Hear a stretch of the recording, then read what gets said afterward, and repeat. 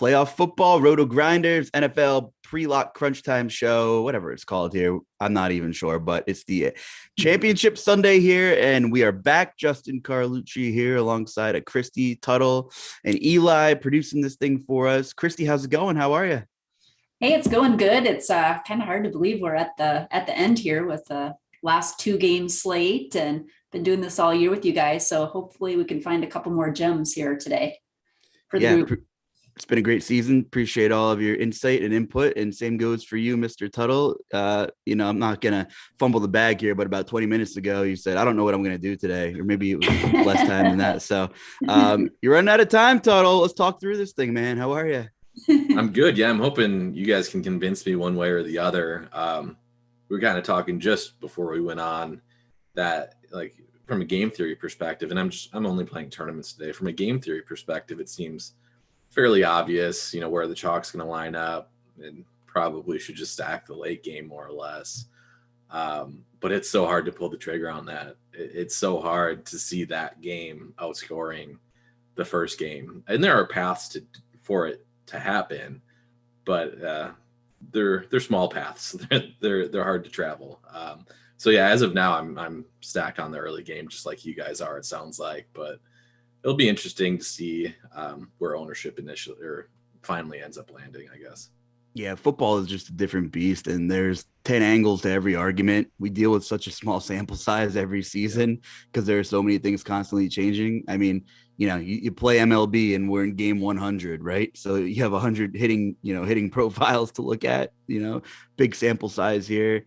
And you're talking about a couple coaches today that, sometimes are a little unpredictable. And I've been trying to figure out Andy Reid my whole life.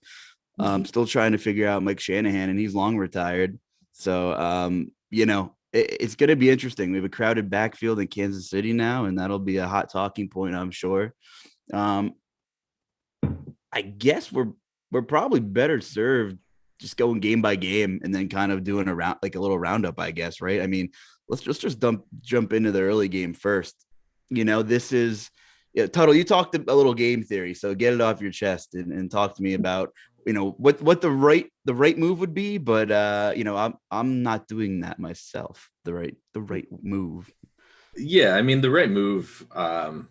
If you're just like looking from a projection standpoint, and nothing else, is just to jam this first game.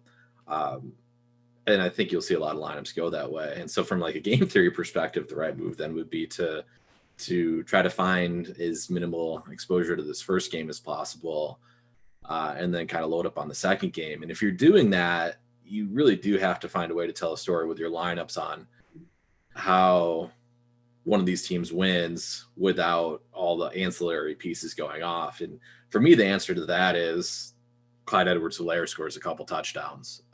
And that's like the only scenario I can find where, Mahomes isn't going for 30, where Tyreek Hill's not necessarily going off. And Hill and Kelsey can still have decent games, decent yardage games and things like that if Edwards-Helaire does end up having a good game. But that's basically the story, is if you think one of these teams come out and can successfully run the ball. And I say successfully because I don't think Cincinnati can successfully run the ball. We've seen what they've had to try to do with Mixon to close games, and they just can't get yardage. So I think Cincinnati is just going to throw the ball. But Kansas City, on the other hand, I do think they are the team that could potentially ice the game a little bit more. So that would be the path to mostly fading the first game and loading up on the second game if you're looking from a game theory perspective. If you're not looking from a game theory perspective, you're just hoping this game shoots out. And I think that's what the majority of lineups are going to be, I think. And again, I think that's probably like accurate way to do it from a projection output or whatever. But yeah, I don't know. It's one of the harder 2-game slates I found myself trying to analyze, because I do think there's a clear and obvious way to dissect it from a game theory perspective, but it's so hard to bite the bullet on that. Yeah, and just before I forget, a couple of quick plugs and promos. We are in Discord under the live stream tab, no longer doing YouTube chat.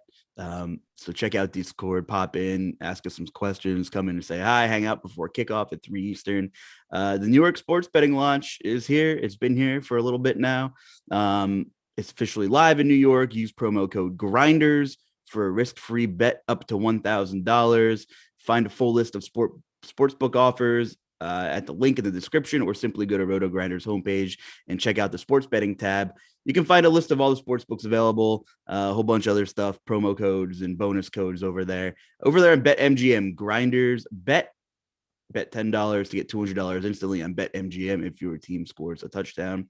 Of course, Rotogrinders Premium. If you're not rocking with us by now, you're missing on a lot of good quality premium content, whether it's audio or premium articles or video. Check it out, Rotogrinders Premium. And of course, like and subscribe to Rotogrinders for daily strategy shows that'll help you with your FanDuel, DraftKings, Yahoo lineups, whatever you're building. There's always stuff here at RG to help you out. So that being said, Christy, do you have a macro strategy with these two games and a lot of firepower with these four teams? Yeah, exactly. Tuttle had mentioned, it's really hard to get away from the first game just because there is so much offensive potential, and it's hard to get away from. So the way that I'm looking at it a little bit too is Mahomes and, is going to carry a ton of ownership. I like going a little bit more to Burrow. And as Tuttle said too, I think the running game is very interesting at Kansas City. You've got McKinnon, you've got Clyde Edwards-Helaire, and then you've got Darrell Williams that is now active too. But I like getting a little bit different there because I think there's definitely pass for Clyde Edwards-Helaire to get a couple of touchdowns in this game. McKinnon outsnapped him 70% to 30% last week, but Helaire had 7 attempts for 60 yards. So I could see a path for him to get there. So I like going a little bit different with some of those routes to get away from some of the chalk, because it is hard to see, this game in general failing. So those are a couple things that I've been thinking about. Yeah, and it is interesting there with Williams active and McKinnon passes the eye test. Edwards-Helaire was supposed to come in as the rookie 2 years ago and be the stud, and maybe he flashed the highest upside at points, but just hasn't produced like many people wanted it, projected him to. I mean, we're talking people are taking him number 1 overall in season longs, 2 seasons ago now, which, man, Frozen Takes Exposed Twitter or something like that. A lot of those Edwards-Helaire takes on there, but there's a good chance that one of them score today. And, regardless of who it is, would probably help limit the Mahomes ceiling if you're not trying to play a lot of Kansas City pass catchers. I was thinking about this for a couple of days, and I landed on Joe Burrow today. Yep. And it kind of you stabbed a knife in me, and you start to turn it as a Titans fan, which they choked away that game last week. And I was there. But I looked at the best 5 FanDuel outputs Burrow had, and you know what? Like I said, there's 100 angles to take on every argument, and maybe you disagree, and that's fine. That's why we do what we do here. But his 5 best FanDuel outputs were against top 10 blitzing teams in the league, which includes Kansas City, who blitzes 28% of the time, according to Pro Football Reference. So he fares well against the blitz. That's the narrative talking heads thing we hear all the time. He's PFF's number 1 grade against the blitz. He has the most yards in the league against the blitz, which I think is really interesting. His worst 4 FanDuel outputs were against the least blitzing teams in the league.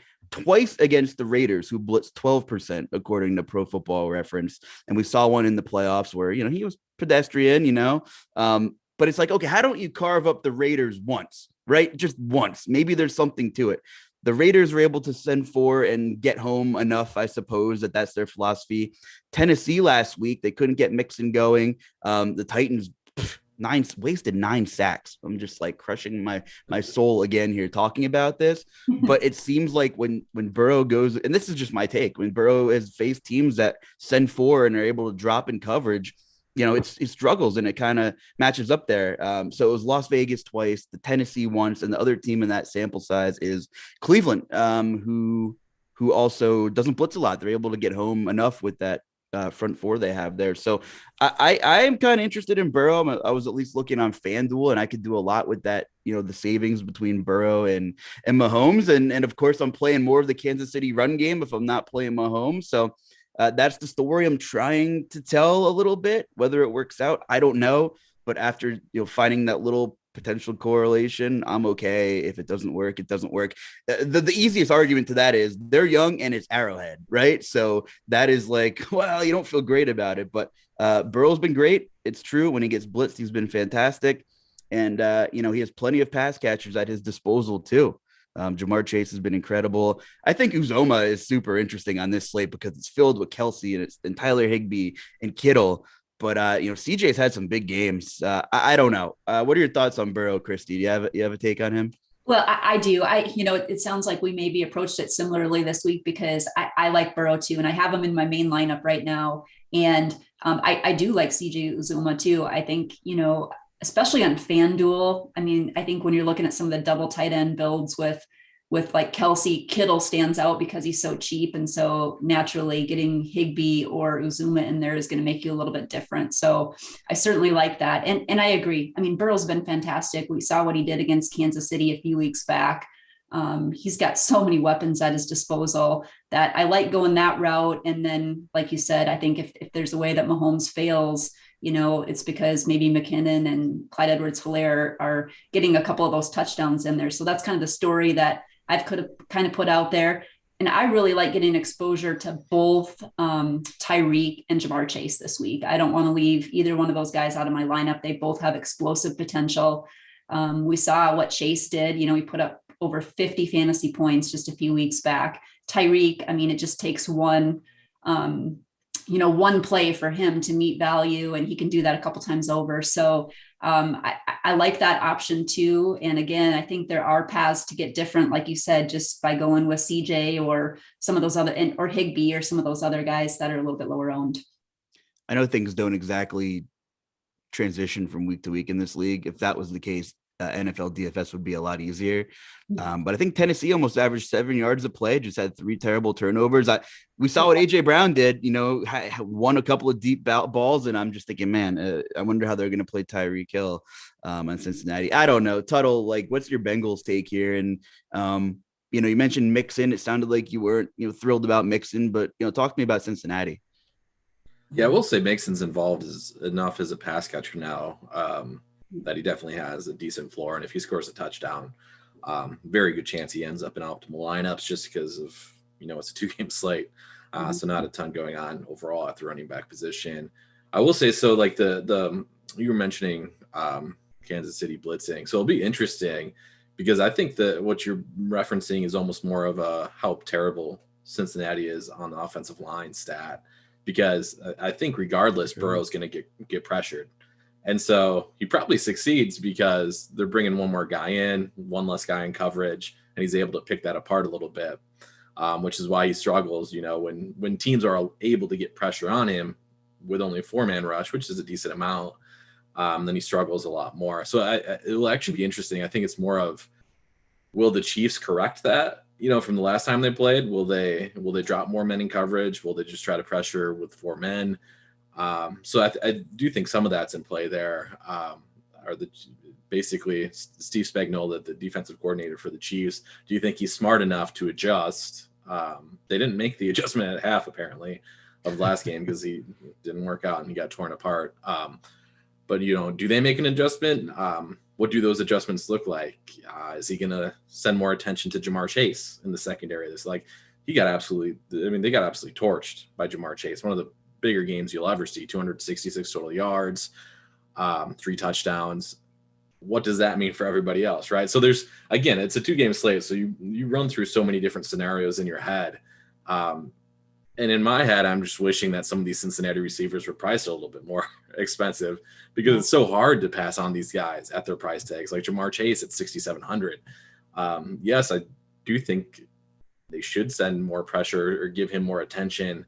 But what does that look like? Is he still able to get to 100 yards? And if he's still able to get to 100 yards, probably going to end up optimal on a 2-game slate at that price tag. If they do send more coverage Chase's way, theoretically, we're looking at potentially a Tyler Boyd game. Like, could that happen? He's only 4,200. He's on the field an absolute ton. So I actually do like Tyler Boyd as one of the better cheap receivers just because I think he has one of the more reliable roles. I know we've seen Byron Pringle in the same game kind of crop up lately as kind of the touchdown man. I don't know how much I believe that and want to rely on Byron Pringle scoring touchdowns. I definitely prefer Boyd over Pringle. But yeah, so there's just so many different scenarios you can kind of play through in your head. And I think the biggest thing on a slate like this is just make sure you're correlating your lineups and creating your lineups or constructing your lineups in a way where if things play out the correct way, that the rest of your lineups will succeed in that scenario as well. Yeah, good point. And I'm doing NBA Crunch Time later, so I'll know probably by that show with my exposure. Yeah, if you need to tilt enter how much volume I'm going to play.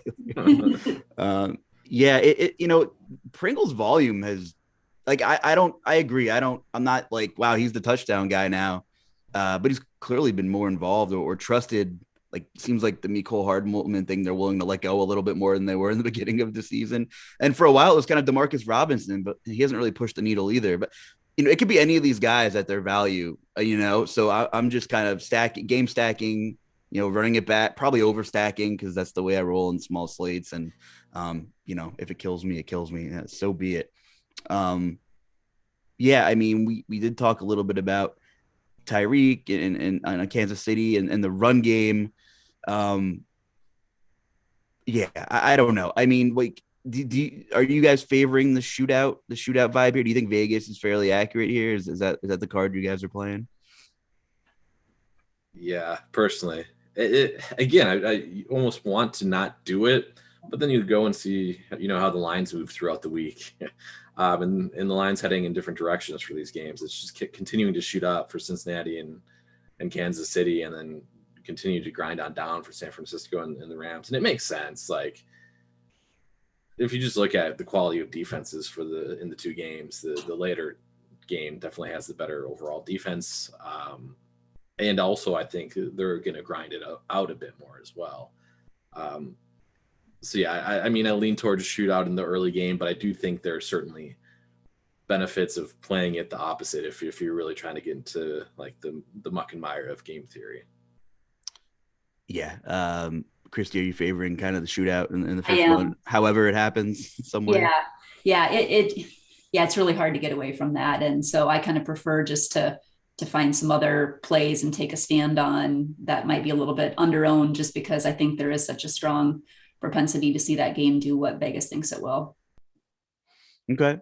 Let's get into that second one. Divisional rivals grind it out. Vegas thinks it'll be a lower scoring, and I think we kind of feel that way, but it doesn't mean there hasn't been some ceiling games, especially when these two teams have met this season. You have two offensive masterminds, in my opinion, or maybe that's just because I've watched 17 games of Todd Downing this year. I don't know, but I think they're both great offensive coaches, and I think we'll see a couple people pop in this one. And we just showed a lot of love for Burrow and Patrick Mahomes. So does that mean Stafford's kind of the forgotten guy here? I mean, we've seen some of his ceiling here. Tampa Bay, good front seven. They couldn't run the ball. Stafford did his thing, came up late, big with Cooper Kupp. Is Stafford the forgotten guy? Let's start there, Christy. Is Stafford the forgotten guy? And talk to me about the quarterbacks in this game, because the running backs are another discussion. Yeah, no, absolutely. I think he is going to be the forgotten guy. Just looking at FanDuel's ownership here, we have him at 21%. So, I mean, he's a little bit lower than Burrow, but, almost half of what like Mahomes is. And yeah, he absolutely is. And I mean, I think there's definitely pass for Stafford to come out on top. I mean, he's really been putting up some pretty good numbers the last few weeks. And Cooper Kupp and Beckham, they've combined for what I see massive 56% target share just this postseason. And so with Beckham in the mix, and you've got Higbee, there's certainly, he's got the weapons too. Akers, we haven't really talked about kind of Akers and Sony Michel and their running game a little bit too, but yeah, he certainly has a ton of weapons at his disposal too. And so if that first game fails a little bit, having an edge with Stafford and Cooper Kupp and maybe Odell Beckham is going to give you a good shot at doing some damage in a tournament for sure. Total, what are your thoughts on Matt Stafford? And we have to go Garoppolo because I know people are going to want to punt Garoppolo. Yeah. I'm not. Jimmy G, baby. Yep. Oh, okay. All right. Start with Jimmy G. Is it going to be a long or a short conversation? It's a short one. I don't think you can talk me into it. I mean, if you're playing him, you're hoping no quarterback tops 25 points, basically. That his savings does enough to make it happen. I'm not expecting the no touchdown performances that we've seen the first two rounds of the playoff for him. But he clearly does not have the same ceiling as any of the other quarterbacks on the slate. So it's a tough sell for sure. And then my issue with Stafford, I actually think he's a very good play. I think he's a very similar play to Mahomes and Burrow. The issue I'm finding with him on DraftKings specifically, your stacks get pretty centered around Cooper Kupp and then even Tyler Higbee on DraftKings because Higbee is so cheap there. So you really have to go out of your way if you're trying to get different and unique with Stafford stacks. I actually don't mind taking shots at like Odell or even Van Jefferson. But you definitely have to go out of your way if you're looking to get unique. So in my mind, it's like, do I play Stafford and Kupp and do the whole fade kind of the first game thing, or do I fade Kupp and just load up on the first game? And I'm currently leaning to fade Kupp and load up on the first game and basically just hope Kupp doesn't get 40 points. But it's the, I'm still I'm still undecided, but I am definitely leaning towards just jamming the first game. Okay, and now the running back conversation will probably get a little fun here. We saw Cam Akers come back, was the bell cow, shocked the hell out of me that was that's what happened. Okay, he has 15 touches. Wow, super impressive. What a short recovery. All right, you have 20 touches. That's kind of crazy, We've 25 plus touches for Cam Akers, and I'm just completely mind blown. And he fumbled a couple times. So have we picked up on anything with this? Are they gonna go back to the bell cow Cam Akers, who's awesome, right? But that was a very short recovery time. Crazy. That was like, everyone's like, wow, Derrick Henry came back, but Cam Akers from his injury and on the field and taking that much work was unreal. And Sony Michel was pretty good the second half of the season. I guess I was surprised with how much they leaned on Cam Akers. So he's cheap on FanDuel. He's super chalky. I don't know. I mean, the Niners front seven is typically pretty good. I know they're banged up.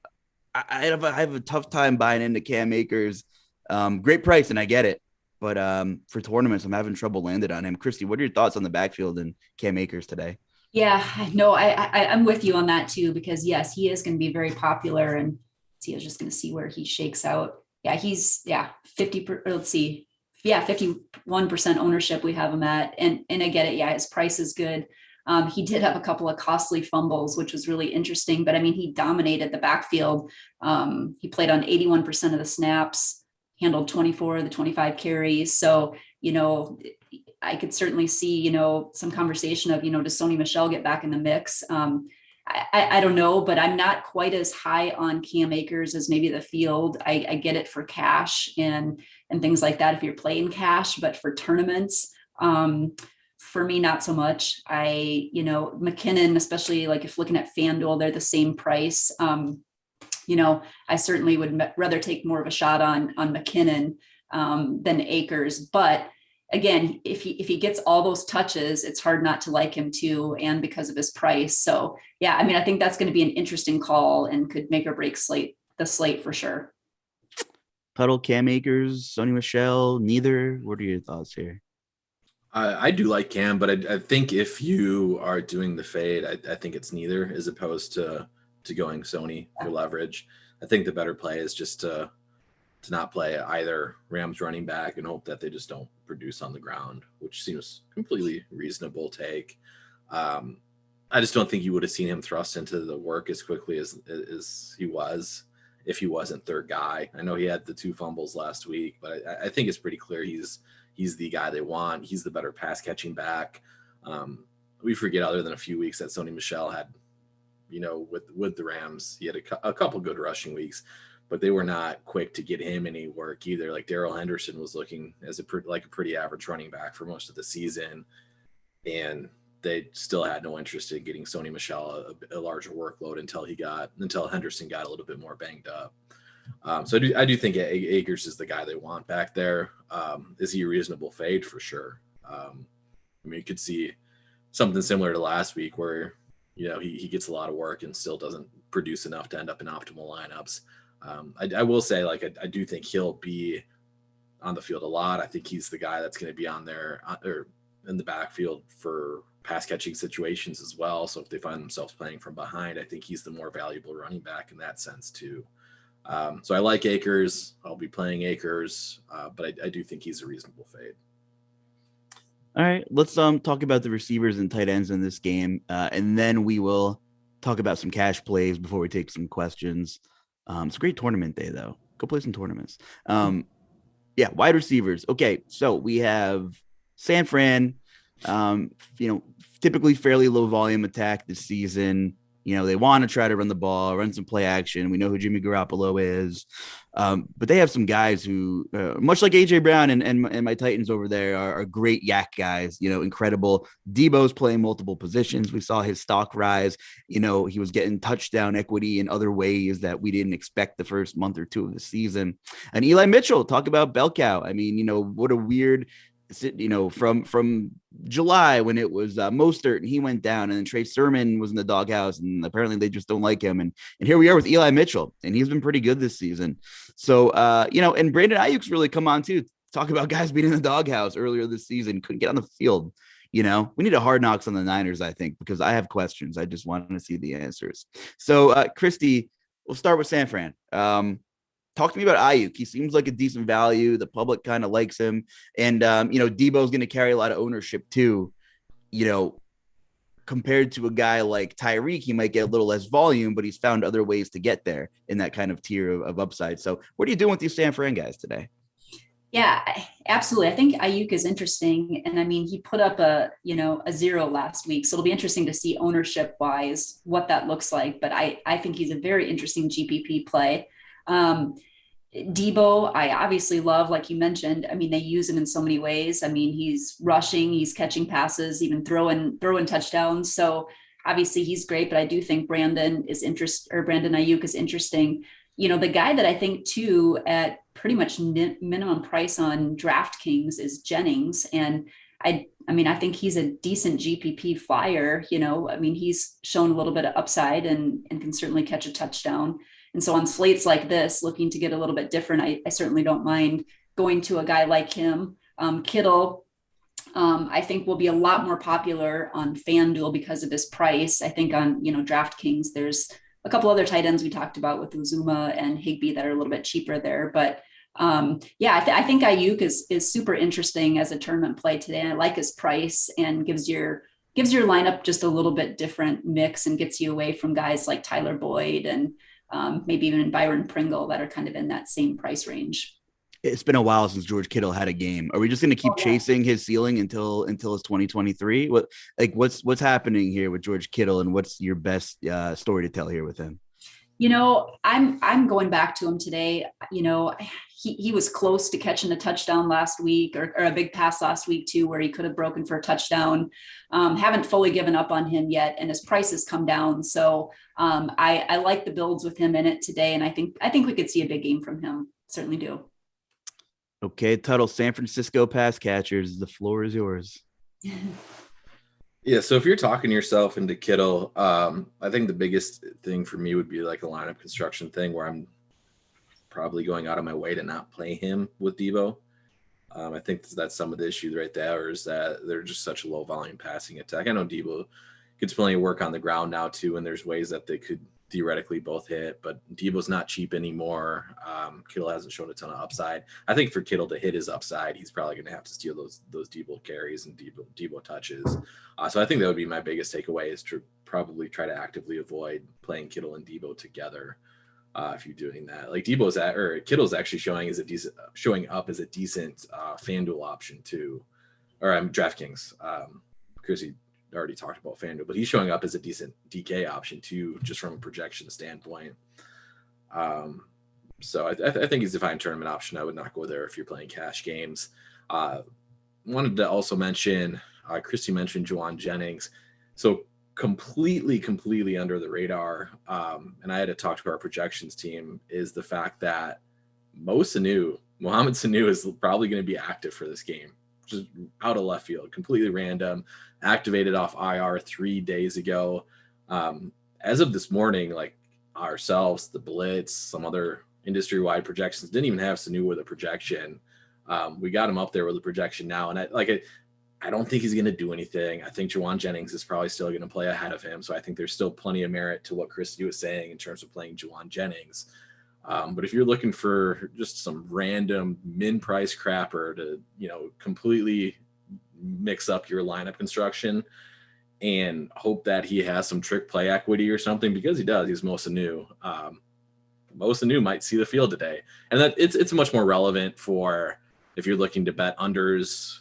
If you think he actually has a bigger role than expected, then you might want to bet some Juwan Jennings unders, or for the showdown slate. He's only $200 on the showdown slate, so he's much more relevant on those slates than at the actual main slate.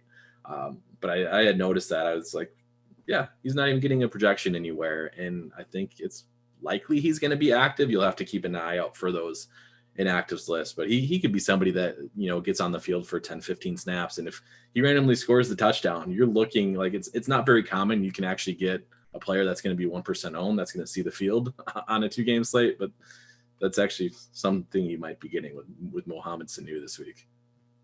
Good call. I mean, yeah, he can throw the football. He does a little bit of everything. Okay, so George Kittle, let's get into that discussion.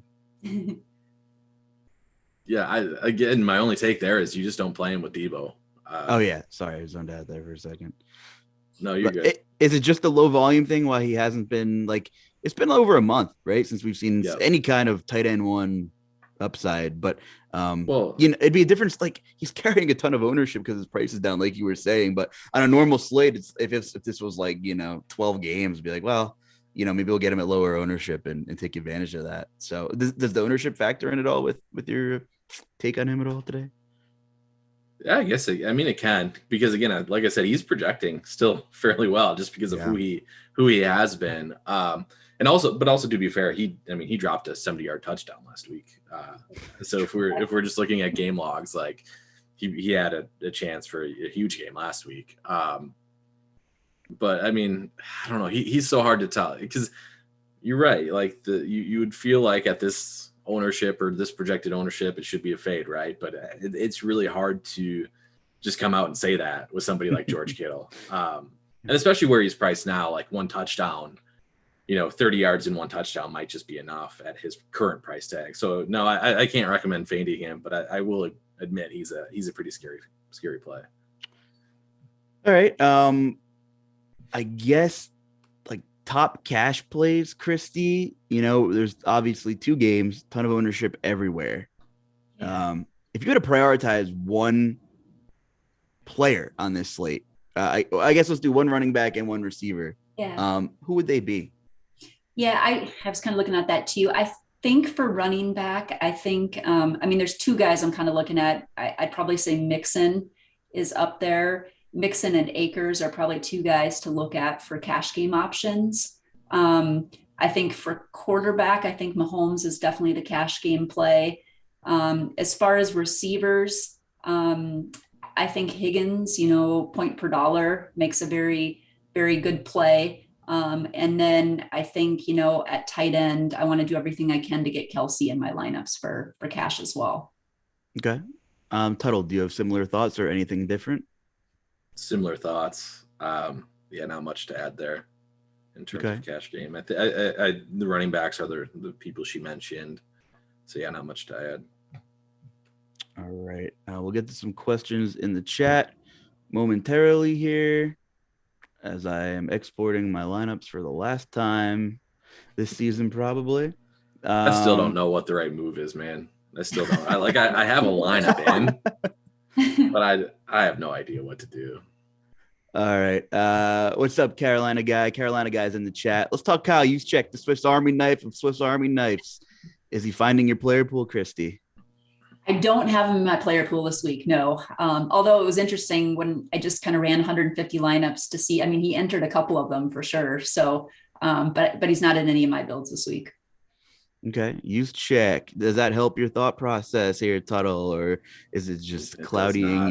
your beautiful day with it? I'd rather mess around with the wide receiver floor than the Yeah. running back floor in terms of pricing.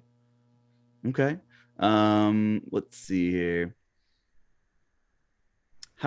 Here's a good question. How many points off median projection is okay on a two gamer for GPPs? You guys have any thoughts on that? Or are you willing to get super crazy off the grid for two games? I mean, it just depends on what projection source you're using too, right? Like, I mean, most projections have, like, I have my blended projections up right now, and Christy and I both like Clyde Edwards-Helaire, and he's projecting 3 points less than McKinnon. And especially on DraftKings, and where he's more expensive, just to get Clyde into optimal lineups. Now we're looking at, shaving off 3 points there in of itself. So it depends so much on your certain takes on guys. It's hard to really peg that to a number, in my opinion. Yeah, Christy, from a number standpoint, like, are you willing to go a little further off, median projections on a two gamer, smaller slate kind of thing? Yeah, I would say so. Yeah, just because it is a 2-game slate, and yeah, no, absolutely. Okay. Let's see.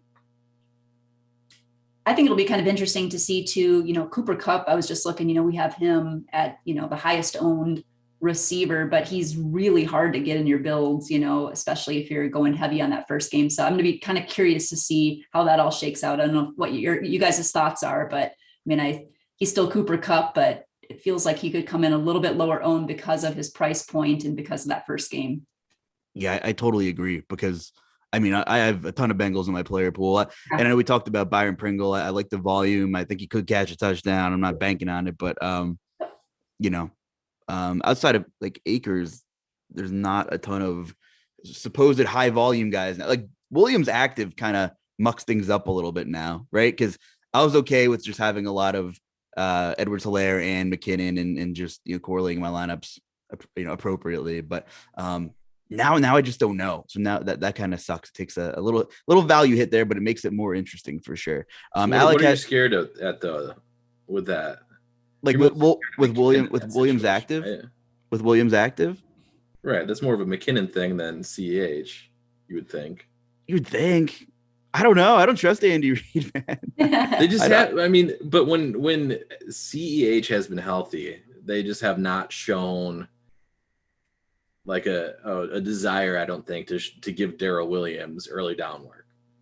So there's a chance Darrell Williams doesn't even play, but if he does play, then I think you're just worried about pass catching work, which would be just McKinnon, in my opinion. Thanks for helping my brain out there. I think that makes sense. I don't know. It does. I don't know. The overtime we were talking about, like the volume in overtime last week was pretty interesting. How it was all CEH. It was, yeah. I think he's pretty easily the best GPP play on the slate, personally. I think so too. And I think, yeah, if they get close down to, I just think he's going to be the goal line back and he's going to have some opportunities. And it honestly wouldn't surprise me if he has 2 touchdowns today. And I think, one, and he meets value. So yeah, I think he's one of the more interesting GPP plays on the slate. Hopefully it's kind of like our Gio Bernard call. Yeah, I'm hoping for that too. That was a good one. Yeah, I found myself overweight on Edwards-Helaire, which wasn't the case a couple hours ago. Large field GPP question here from Alec. Is it crazy to have Debo and Ayuk on the same lineup, part of a secondary stack? Or should he pivot to either Chiefs player near the same price, like Hill or Pringle, instead of Ayuk or Debo? And Tuttle, I know you talked about Kittle and Debo. What about Ayuk and Debo together? Hearing it out loud, I don't like it as much as me saying you can't play them both together. I don't know. I mean, I do think the first game is just so much better game environment that I typically side with that, and any questions asked regarding. But I don't think I don't personally like Ayuk that much today. But I think you can play him with Debo. I do. Christy, you have thoughts on Debo and Ayuk together opposed to Kittle? Does either pairing like matter to you much? I'd probably not play the two of those together. For me personally, I'd rather play Debo and Kittle. But yeah, I think I'd find a way to maybe then get to Tyreek and do something different there and not have both of those in my lineup. Okay. Christy, we'll stick with you. Mixon or a stud receiver? I'm going with the receivers. So I guess in that price range, I don't have DK in front of me. So this is for DK. Okay. I don't know what I don't know what it is, but Mixon is, right around Tyreek and Debo. I guess it's probably just like who has the highest ceiling kind of thing. I think I'd prefer the receivers too. I mean, Mixon, I like Mixon. I think he's a really fine play, but the upside, I think, for Chase and Tyreek and Debo and some of those guys is so big today that, I think I'd lean that way as well. Mixon's a safer play. Yeah, he should get volume. But I do agree with you. I think, Tuttle, do you have a take on that? Would you rather have Mixon or any pass catcher in that like 8K-ish range? I'm going pass catcher. Me too. I do have Mixon though. I do. But if I, gun to head, I'm taking the pass catcher too. Does Darrell Williams see the field today? I wish I had a crystal ball because that would make me feel a little bit better. What are you guys' gut thoughts here with everything we've read and seen? And, does Darrell Williams see the field today? Can I get a take, anybody? Who's willing here? My gut thought is no. I mean, with McKinnon and Hilaire healthy, I don't know why they'd even need to bring him into the mix coming off an injury. I mean, they've got two really capable backs now. So I just don't see it. Yeah, I'm no as well. But if he does, I'd stand by the take that it would affect McKinnon more than CEH. Yes. Yeah. Okay, that's fair.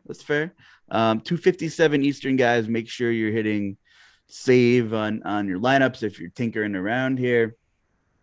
So who wins these games? Let me get a prediction. Are there any hot takes, or is Joe Burrow going to go in Arrowhead? Is he going to take down Mahomes and his brother's TikTok followers? What's going on here, Christy? Who's going to win? Who's going to win the Chiefs game and why?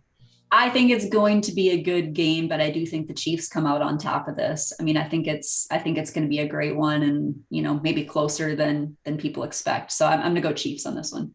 I shouldn't have said Chiefs games because the Bengals are also playing, and I have Joe Burrow on like all of my teams. So it's also okay. All right. So it's also the Bengals game. I think on Food for Thought, I said 34-24 Chiefs earlier this week. Since I ended up with more Burrow than I thought when I recorded with Chief, I hope it's like 31-30 again. So, Total, what are your thoughts on a prediction on this game? Yeah, I'm boring. I think Chiefs. That's okay. Boring is right sometimes. So yeah, I'm boring. I'm square this week. I'm Chiefs and Rams in the second game. Yeah. It's hard.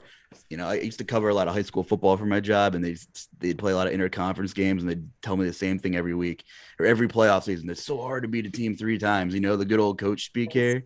And, the ball's bounced for San Fran, that way, but we'll see. I don't know. Jimmy Garoppolo, I don't know. Did you guys consider Jimmy Garoppolo 259, by the way? Did you consider him at all this week? I did not. I can see where he could fit some builds to get all the studs in there, but I couldn't. Yeah. The upside for the others are way too great. Yeah, I'm boring too. I'm thinking you're probably boring with that take too. Yeah. Completely boring. No, did not consider it. All right. Well, hey, it's right at lock, guys. Thanks for sticking with us. Make sure you're hitting save on your lineups. And, our lineup HQ tool is just awesome. And you've been checking it out all season with us here. And, there's so much more to lineup HQ with stacks and groups and all the great stuff our team keeps putting out to make things easier. So, check out the video section. There's a lot of great analysts have tutorials, and we're popping in on Discord. If you have any questions, you can DM, us anytime here, and we'll help you out and try to point you in the right direction. And it's time for Championship Sunday, everybody. Anything else before we get out of here? No, I hope it's a great week for everyone, for sure. I think, it's been a great season for sure. And I hope we have some good luck here to get us across the finish line. Yeah, I hope we hit CEH. I do too. I was a complete donkey and locked somebody in my flex spot and didn't leave it open. Too much talking here. But so I got my flex spot locked up already. So if you see me take down $100,000, I mean, I'll still happily do it. But you'll see it because it's kind of a donkey move, but whatever. Well, for your sake, I hope you're one of those guys where it's like, oh, this idiot locked the guy in the early game and he won. He doesn't know what he's doing, you know? Yeah. Send me those head-to-heads then, right? Yeah, exactly. Scoop them up. Scoop them up. I'm curious to see who it was then. So I'll have to search your username then. So. Oh, it's I locked Tyreek in, and I played 4 receivers like a donkey. Tyreek's Okay. if you had to lock somebody in, though, Tyreek's a good lock. Right. Well, good luck, and appreciate you guys sticking with us all season. Christy Tuttle, it's been a pleasure, and Keith filled in, and we had some other great fill-ins throughout the show. Devin, Eli, producing most of the shows, and Steve every now and then. So thank you to the whole team here. Thank you to everybody in Discord, and the grind won't stop. We have a ton of more content yet. We'll be putting out some more podcasts. Showdown is huge for the Super Bowl. So I'm positive we will have a ton of stuff for that too. Yeah. So enjoy Championship Sunday for Christy and Tuttle and Eli. I'm Justin. Good luck, everybody.